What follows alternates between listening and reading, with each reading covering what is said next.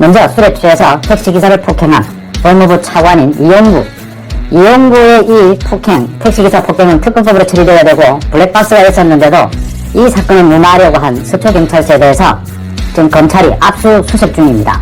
지금 현재까지 압수수색이 진행이 되고 있는데 이 서초경찰서에 대한 압수수색도 물론 필요하고요. 제가 며칠 전에 유튜브에서 말씀드렸다시피 이 경찰 고위 간부에 대한 압수수색이나 또 조사가 빠른 속도로 이루어져야 된다. 이거 왜냐면요. 경찰이 이거 진상조사단을 만들지 않았습니까? 서울경찰청에서. 이 진상조사단이 그동안의 경찰의 행태로 보건대 진상무마단으로 바뀔 수도 있다. 그런 차원에서 이 경찰 간부들에 대한 빠른 어떤 조사가 지금 필요하다. 증거 확보가 필요하다 이렇게 보입니다. 어쨌든 서초경찰서에 대한 현재 압수수색 중이고요. 또 월성 원전 수사에 대해서 백운규를 소환 조사했죠. 검찰이 빠르면 오늘 백운규를 구속영장을 칠 것으로 보입니다. 백운규가 월성 원전 조기 폐쇄를 지시했다라는 부분은 인정을 했고요. 또 어제는 대검찰청 반부패 강력부에 대한 압수수색을 진행을 했습니다. 김학의 불법 출근과 관련해서 이승윤 지금 중앙지검장인데 당시 반부패부장 이 검찰의 수사를 하지 못하도록 방해한 그 혐의를 잡아내기 위해서 대검찰청을 수원지검에서 압수수색했습니다. 어제는. 그다음 최강욱 열린민주당 의원에 대해서 검찰이 어제 기소를 했습니다. 허위사실 유포죄로. 이 지난 한 9개월 동안 끌어오던 부분인데 소위 그 채널A 사건과 관련해서 최강욱이가 이 채널A 기자가 했다는 말이라고 하면서 자기가 SNS에 퍼뜨린 글이 허위사실이었다. 이것도 서울중앙지검에서 수사를 하던 부분인데 이승윤이가 뭉개왔다는 의혹을 받은 거죠. 기소를 했습니다. 최강욱이는 이 기소 외에도 이미 재판 중인 건이 있습니다. 그 조국의 자녀의 그 인턴 허위 발급한 사실에 대해서 지난 선거 때 거기에 그런 사실이 없다라고 말한 부분, 그 선거법 위반 부분으로 지금 재판 중인 것도 있죠. 또 송철호 울산시 안건에 대해서 송철호를 며칠 전에 소환 조사를 했고요. 이제 임종석 소환 조사가 임박하지 않았느냐 이렇게 보입니다. 어쨌든 전방위적인 이런 경찰 수사가 다음 달 말까지는 마무리가 되면 이제 어느 정도 문재인 정권의 권력형 비리 의혹이 좀 전모를 드러내게 된다.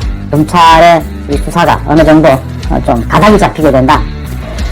먼저 백운규 월성 원전 수사에 대해서 백운규에 대해서 검찰이 빠르면 오늘 구속영장을 청구할 방침입니다. 이 백운규가 그 산업부 원전산업정책과의 그 정모과장, 이게 주굴레 과장입니다. 이 과장이 사실은 백운규에게 청와대 당시 최이봉 비서관이죠. 이 원전 조기 폐쇄 또 가동 중단 방침을 전달받았다라고 하면서 이렇게 가동 중단을 하면 누군가 책임을 져야 한다.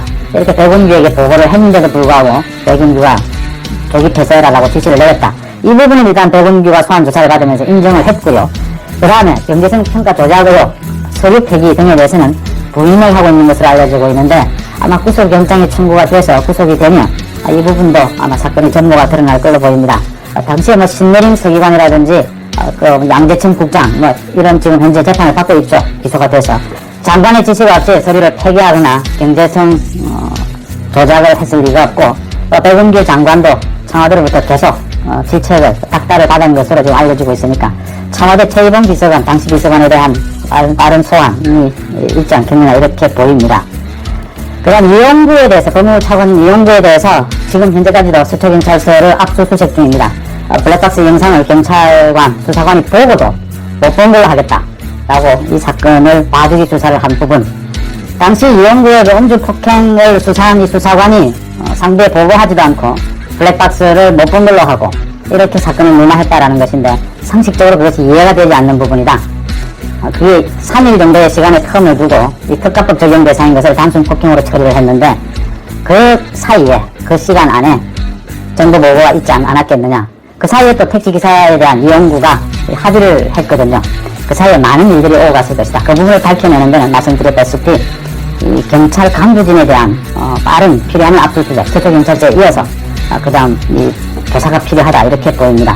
그 진상조사단, 경찰청, 서울경찰청의 진상조사단은 절대로 믿을 수가 없는 부분이다. 이게 진상무마단이 될 수 있다 이렇게 보입니다. 그 다음 이건 수원지검에서 수사를 하고 있죠. 김학의 불법 출근에 대해서 지난 2019년 이 사건이 불거져서 안양지청에서 수사를 하고 있는데 대검에서 이승윤 당시의 반부패부장이죠.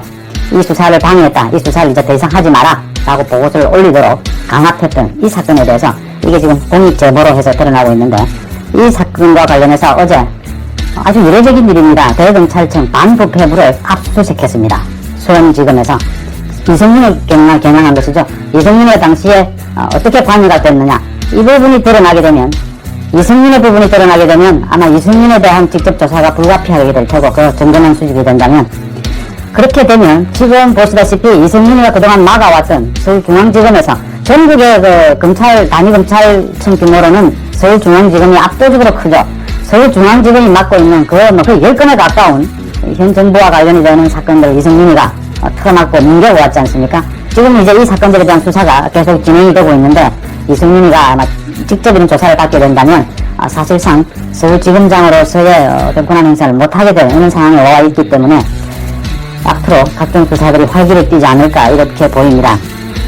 이 김학의 불법 출근에 대해서, 또 불법 출근을 은폐하려고 했던 이 것에 대해서 이 박범계 법무부 장관 후보자죠. 박범계도 인사청문회에서 이 절차적 정당성과 실체적 진실 이야기를 했습니다.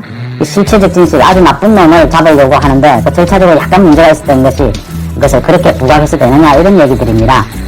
그 이제 여권에서 나오고 있는 얘기들은 이런 얘기까지 나오고 있습니다. 이제 음주운전으로 경찰의 단속을 피해서 도망가는 차를 잡기 위해서 약간의 절차적인 이 위법이 있었는데 그걸 문제 삼으면 되느냐, 이 음주운전을 하고 이 경찰의 단속을 피해 도망가는 이 범인을 잡는 것이 우선 아니냐, 이런 얘기를 합니다.